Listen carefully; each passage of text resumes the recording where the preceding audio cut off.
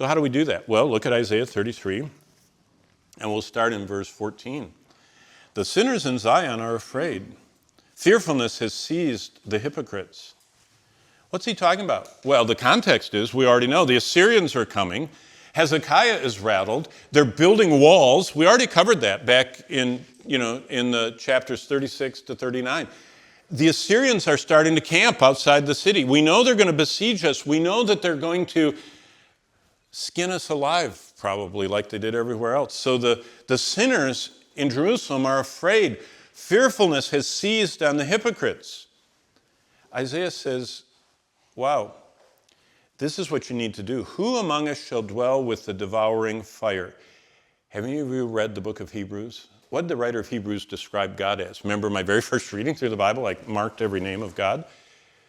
What does the book of Hebrews describe God as? Our God is a consuming fire. That's chapter 12. You ever notice that? God, one of the descriptions of God, one of the titles and descriptions and the way he describes and reveals himself to us in the book of Hebrews is exactly right here in Isaiah 33, 14 to 17. And when Jesus told us every day you need to reorient your life toward God, you start by focusing on who he is. Who is he? Who among us shall dwell with the devouring fire? Who among us shall dwell with the everlasting burnings? Do you know what fire and God have in common? Fire purifies. It consumes, and what's left when it's done is what endures. They refine silver, they refine gold, they refine platinum, they refine all these things. So God who is holy and infinite and eternal and just and holy, he describes himself as a devouring fire, as the everlasting burnings. Verse 15, here's the answer. He who walks righteously, who speaks uprightly, who despises the gain of oppression, who gestures with his hands, refusing bribes, saying no, who stops his ears from hearing of bloodshed, who shuts his eyes from seeing evil. What's the benefit? Verse 16. He will dwell on high. His place of defense will be in the fortress of rocks. Who's hearing this? The people of Jerusalem that are surrounded by all these.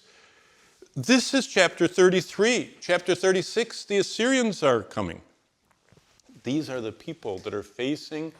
They're somewhere between Lachish being destroyed by the Assyrians and Sennacherib surrounding them. They're right there. And you know what the Lord's saying to them? This is what I offer you. The place of defense will be the fortress of rocks. Bread will be given him. Water will be sure. What were the two things that were sure during the siege of a city? You would not have bread and water because they encircled the city, cut off everything, and starved you out till you surrendered. God says, hey, no matter how many armies come around you, I will be a defense. I will be a fortress. But here's the goal. This is the best part right here. Verse 17. Your eyes will see the king in his beauty, and you will see the land that is very far off. Wow. That's the Lord's Prayer. That's why I put up there Matthew 6:9.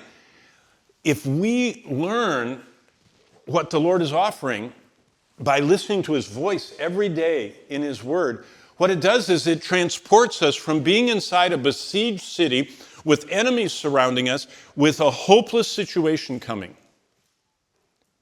And we're transported out of that. Look at verse 17. Your eyes will see the king in his beauty. They will see the land that is very far off. My training, when I was in seminary, do you know what I studied? My doctorate, all my doctoral work is in church history. That's my love is church history. And my dissertation the topic was medieval Christology. No, a Christology of medieval hymns and revealing what people believed about Christ through hymns. How do you like that for a topic? That was my topic for my doctorate, my PhD at Bob Jones University. What an amazing study it was. But you know what I did for that? I studied people's confessions of faith, especially martyrs. There are many recorded martyrs, people that died because they were witnessing for Christ.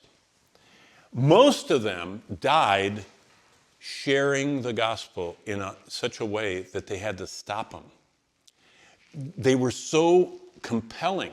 Here they are, tied to a post with burning sticks around them, and they're looking out at the people and they're saying, Jesus saved me from all my sins.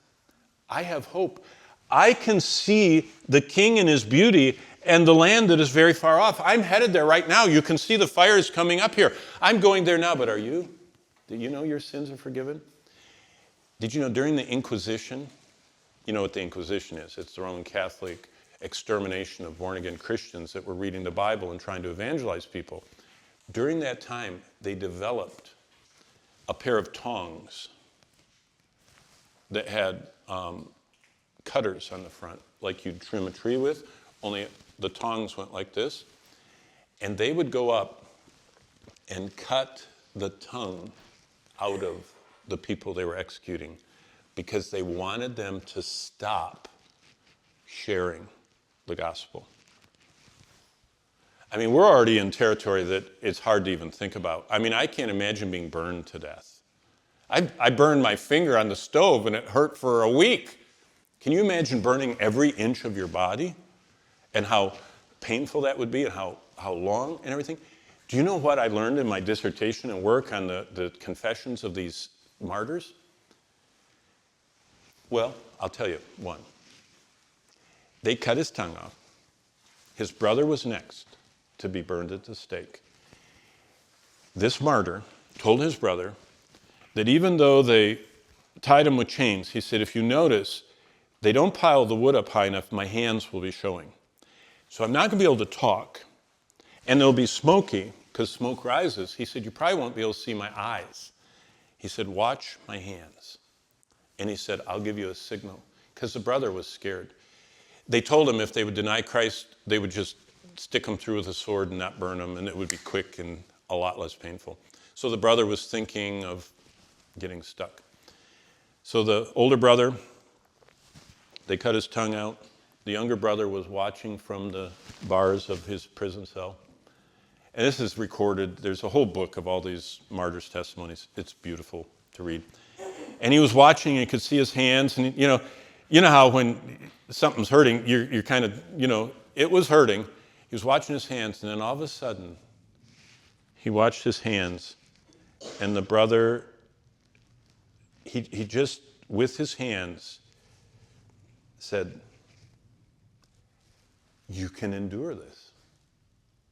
It hurts, but his grace is sufficient. Now, he didn't say it, but the brother recorded in his journal that as he watched from the prison window, instead of his brother, he said a calmness came over him, and with his hands he signaled, you can make it.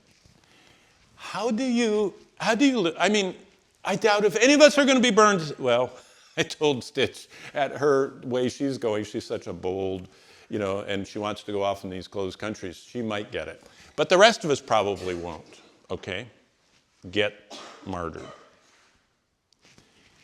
But if you ever do, how do you make it? By starting today, being useful to God, by learning to listen to him every day, by saying, Lord, I want you to focus me on how great you are. I want you to control me. I want you to lead me.